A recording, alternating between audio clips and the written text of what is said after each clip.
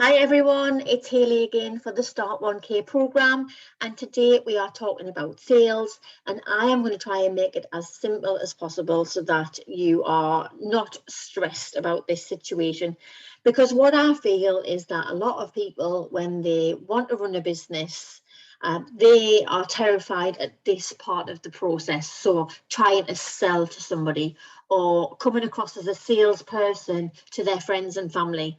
And especially if it doesn't come natural, or they feel that they've got to be this salesperson, this quite cheesy car salesperson, they really, they freeze and they don't really want to get into that kind of element. And it stops people in their tracks. It stops them from even starting the business because they really don't want to become this person. And I think that, sales is very simple, because to me, sales is making friends. You aren't going out there picking up the phone or sending messages to people and expecting them to buy your product or service straight away. So I took that expectation away from my sales career quite early on. And for me, sales is about building relationships. And there's a very easy quote to help you remember this. It's basically, people buy from people they trust. So you have got to use your time with having conversations with people to allow you to become that person that they start to like and trust. And when it comes to the time when they need your product and service, they will come to you because you have spent time building that relationship. That is exactly what sales is. You don't need to become the cheesy salesperson. You don't need to make promises that you can't keep. You don't need to make assumptions of what people want in their life. You just become the best form of yourself. You make sure that you care about the people that you're having conversations with. You take an interest. You remember key elements of conversations. You are confident but not arrogant, and you will become that person that they like and trust and will buy from in the future. So one thing that a salesperson is good at is asking the right questions and listening. Now, that might be the opposite to what you think of a salesperson, because I think when you have that perception of a salesperson being cheesy, you think that they can talk and talk and talk, and they like to hear their own voice. But actually, being a good salesperson is the opposite way around. You ask questions and you listen to the responses. And that way you can remember some of the key points of the conversation. It'll help you direct the conversation to the people so that to show that you have a solution to potentially a problem that they have. And it's the best form of building relationships and keeping them going. So that is basically as simple as it needs to be. Now, I'm not leaving it there. So what I want to talk about again is the sales kind of journey. Now, when you start to work in this kind of environment and you want to sell to different people, you might be in a situation where you have to do a cold call, or you might send out random messages. It depends on your business and your product and service at the end of the day. But if I need to go out there and make some sales calls, for instance, I'm not just going to do that out of the blue. I will try and avoid that as much as possible. What I tend to do, if I have to do that, is I will try and warm up potential clients before I make that first phone call.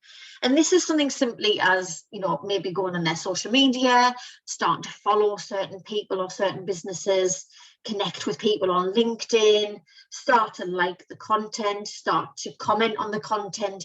And that way, that person is starting to see my name, starting to see my profile picture, starting to kind of feel that they know me a little bit more.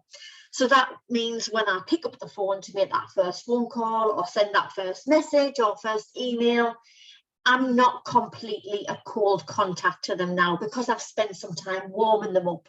And, warming up a client or a business on social media, it's a lot easier. It's a lot, you haven't got that kind of fear of rejection. It's just you commenting or liking somebody's content. So that's one way of warming up your audience. Then I would say after that, an important part of the sales funnel is to always leave the ball in your court.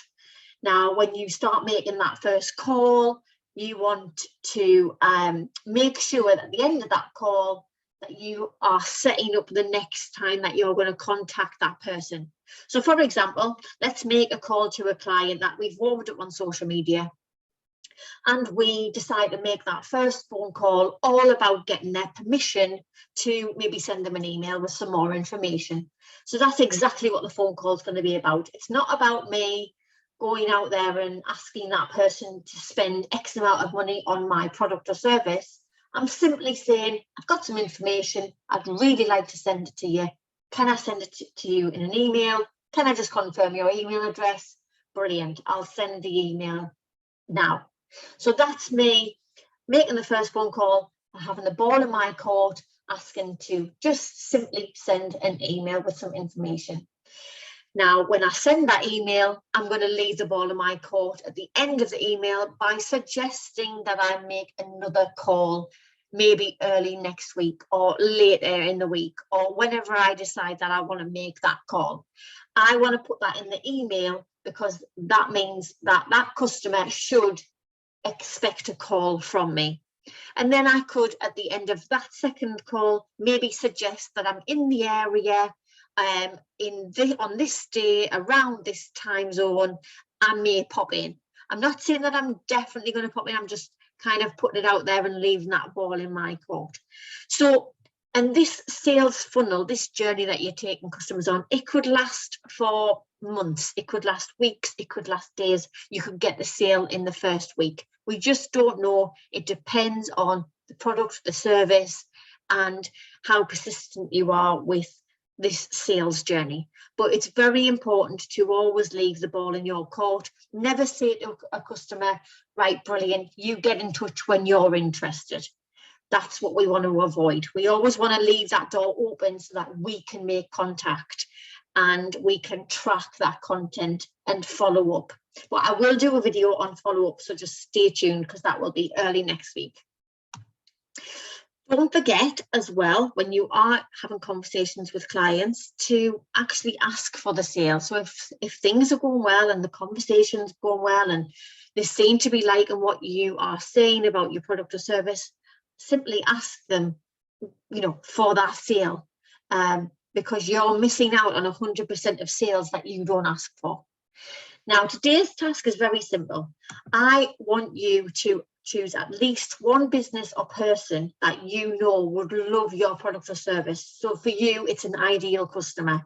And I want you to start warming them up on whatever social media you choose to use and that customer is on. So you might connect with them on LinkedIn and start liking and commenting on their content. It might be Facebook or it might be Instagram. Whatever it is, I want you to start looking for at least one client that you would love to have as a customer and start to take an interest in what it is that they're doing in their life or their career, and just start there, because this is somebody that you're going to contact at some point. But let's keep it nice and low key and let's just take an interest in what they're doing before we pick up the phone or send them a message. So start warming them up for the next couple of days. And we'll maybe announce something on the Facebook where you would contact them at a later stage. But for now, let's just get them used to seeing your profile picture, liking their content and commenting where you can. Okay, good luck everybody.